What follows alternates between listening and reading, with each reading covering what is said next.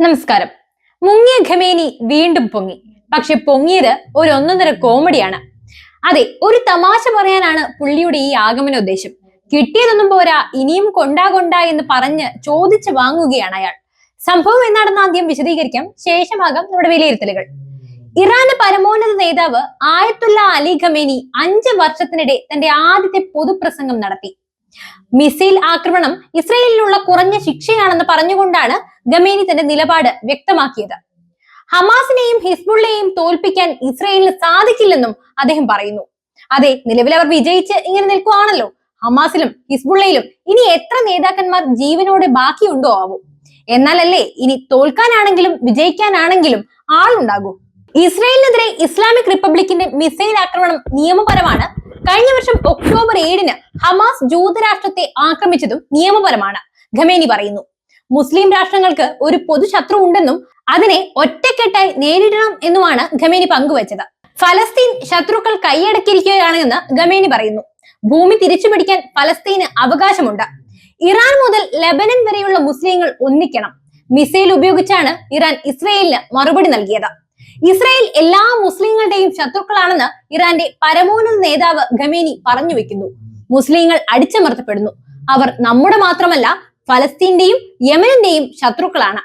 വംശീയത കുത്തിവെച്ചാണ് ഇന്ന് ഇറാന് ഈ സ്ഥിതി വന്നത്. കൂടെ നിൽക്കാനാണെങ്കിൽ കുറച്ച് ഭീകരവാദികളല്ലാതെ മറ്റാരുമില്ല. എന്നിട്ടും ഇങ്ങനെ വന്ന് പ്രസംഗിക്കാൻ കാണിച്ച മനസ്സാണ് അപാരം.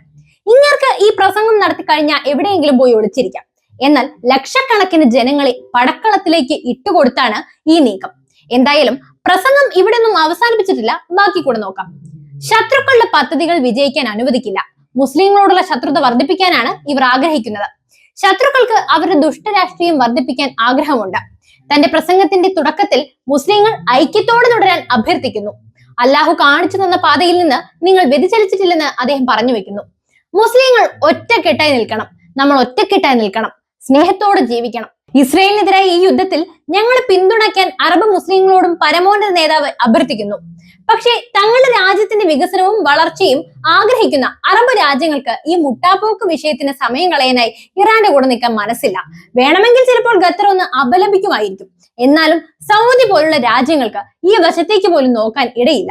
ഇതിനു പുറമെ ഞങ്ങളെ പിന്തുണയ്ക്കാൻ ഞാൻ അറബ് മുസ്ലിങ്ങളോട് പറയുന്നുണ്ടെന്നും ലബനന് വേണ്ടി ഞങ്ങൾ എല്ലാം ചെയ്യുമെന്നും അദ്ദേഹം പറയുന്നു. ഹിസ്ബുള്ള തലവൻ ഹസൻ നസ്രല്ലയുടെ വേർപാട് നമുക്ക് നികത്താനാകാത്ത നഷ്ടമാണെന്ന് ഗ്രാൻഡ് മോസ്കിൽ രാജ്യത്തെ അഭിസംബോധന ചെയ്ത് ഇറാന്റെ പരമോന്നത നേതാവ് ഖമേനി പറഞ്ഞു വെക്കുമ്പോൾ ഫലസ്തീൻ ശത്രുക്കൾ കൈയടക്കിയിരിക്കുകയാണെന്ന് ഖമേനി പറഞ്ഞു വെച്ചു. ഭൂമി തിരിച്ചുപിടിക്കാൻ ഫലസ്തീന് അവകാശവുമുണ്ട്. ഇറാൻ മുതൽ ലെബനൻ വരെയുള്ള മുസ്ലിങ്ങളെല്ലാം ഒന്നിക്കണം. മിസൈൽ ഉപയോഗിച്ചാണ് ഇറാൻ ഇസ്രായേലിന് മറുപടി നൽകിയത്. അതുപോലെ തന്നെ ഓരോ രാജ്യത്തിനും സ്വയം പ്രതിരോധിക്കാനുള്ള അവകാശമുണ്ടെന്ന് ഖമേനി പറഞ്ഞു. തങ്ങളെ അധിനിവേശം ചെയ്യാൻ ആഗ്രഹിക്കുന്ന ശക്തികൾക്കെതിരെ നിലകൊള്ളാൻ ഫലസ്തീൻ ജനതയ്ക്ക് എല്ലാ അവകാശവുമുണ്ട്. ഹിസ്ബുള്ളയും ലെബനനിലെ ജനങ്ങളും തങ്ങളുടെ അവകാശങ്ങൾക്കായി പോരാടുകയാണ്.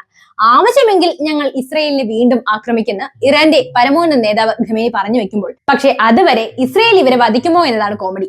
ഇസ്രയേൽ ലെബനനിൽ നിന്ന് പുറത്താക്കി. ലെബനനിലെ മുസ്ലിങ്ങൾ അവരുടെ ബഹുമാനം സംരക്ഷിക്കുകയും ഇസ്രയേലിനെതിരെ പോരാടുകയും ചെയ്തു. പക്ഷേ ലെബനനിൽ എന്താണ് സംഭവിച്ചതെന്ന് നമുക്ക് എല്ലാവർക്കും അറിയാം. ലെബനൻ മുഴുവനായി ഇസ്രയേൽ കീഴടക്കുമെന്നാണ് ലോകരാഷ്ട്രങ്ങളെല്ലാം ഉറ്റുനോക്കുന്നത്. അപ്പോഴാണ് ഇദ്ദേഹത്തിന്റെ ഈ ആഹ്വാനം. ഫലസ്തീൻ മുസ്ലിങ്ങളുടെ അവകാശങ്ങൾക്കായി ഹമാസും ഇസ്രയേലിനെതിരെ പോരാടുകയാണ്. അതെ, ഹമാസിന്റെ പോരാട്ടം എത്രത്തോളം എത്തിയെന്നും നമ്മളെല്ലാം കണ്ടതാണ്. ഖമേനി ഇങ്ങനെ പറഞ്ഞ് അവസാനിപ്പിച്ചപ്പോൾ ലോകം മുഴുവനും അത് ഉറ്റുനോക്കിയത് അതീവ സഹതാപത്തോടെയാണെന്നതാണ് വാസ്തവം. ഇസ്രയേലിന്റെ അടുത്ത ഇര വെറും എണ്ണപ്പെട്ട നാളുകൾ മാത്രമുള്ള ഖമേനിയുടെ ഈ വാക്കുകൾ എന്തായാലും ഇസ്രയേലിന്റെ തിരിച്ചടി കുറച്ചുകൂടി വേഗത്തിലാക്കാൻ ഇടയുണ്ട്. എന്തായാലും 5 വർഷത്തിന് ശേഷമാണ് ഖമേനി പൊതുപ്രസംഗം നടത്തുന്നത്.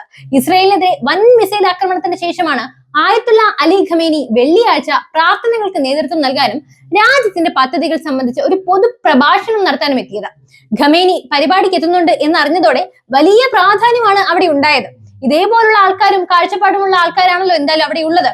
ഇതോടെ ഇസ്രയേലിനെതിരായ നീക്കത്തിന്റെ ഇറാന്റെ നിലപാട് എന്താകുമെന്നും ആശങ്കകൾ ഉയർന്നിരുന്നു.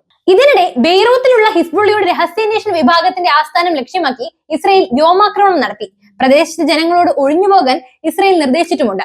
ഹിസ്ബുള്ളയുടെ മുൻ തലവൻ ഹസൻ നസ്രല്ലയുടെ പിൻഗാമിയാകുമെന്ന് പറയപ്പെടുന്ന ഹാഷിം സഫേദിനെ ലക്ഷ്യമിട്ടാണ് ആക്രമണം നടത്തിയതെന്നാണ് US അധികൃതർ അറിയിച്ചത്. ഹിസ്ബുള്ള നേതാക്കളെ ഉന്നം വെച്ച് നടത്തിയ ആക്രമണത്തിൽ 16 പേർ കൊല്ലപ്പെട്ടു എന്നാണ് റിപ്പോർട്ടുകൾ.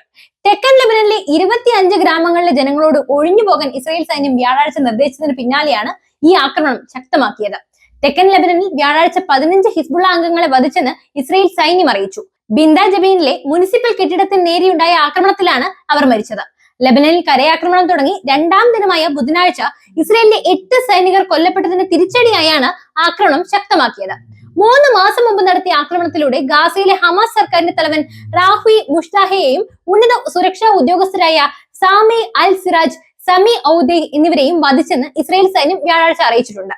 വടക്കൻ ഗാസയിലെ ഭൂഗർഭറയിൽ ഒളിച്ചു കഴിയുമ്പോഴാണ് ഇവരെ ഇല്ലാതാക്കിയതെന്ന് സൈന്യം അറിയിച്ചു. ഹമാസിന്റെ രാഷ്ട്രീയകാര്യ തലവൻ യഹ്യ സിൻവറുമായി ഏറ്റവും അടുപ്പമുള്ള ആളാണ് മുഷ്താഹ. ഒക്ടോബർ 7-ന് ഇസ്രയേലിൽ കടന്നുകയറി ഹമാസ് നടത്തിയ ആക്രമണത്തിന്റെ ആസൂത്രകരിൽ ഒരാളാണ് സിൻവർ. ഇയാൾ ഗാസയിൽ ഒളിച്ചു കഴിയുന്നുണ്ടെന്നാണ് വിശ്വാസം. എന്തായാലും ഖമേനിയുടെ ഈ പ്രസംഗം തീർച്ചയായും ഇസ്രയേലിന്റെ തിരിച്ചടി വേഗത്തിലാക്കുമെന്നത് ഉറപ്പാണ്.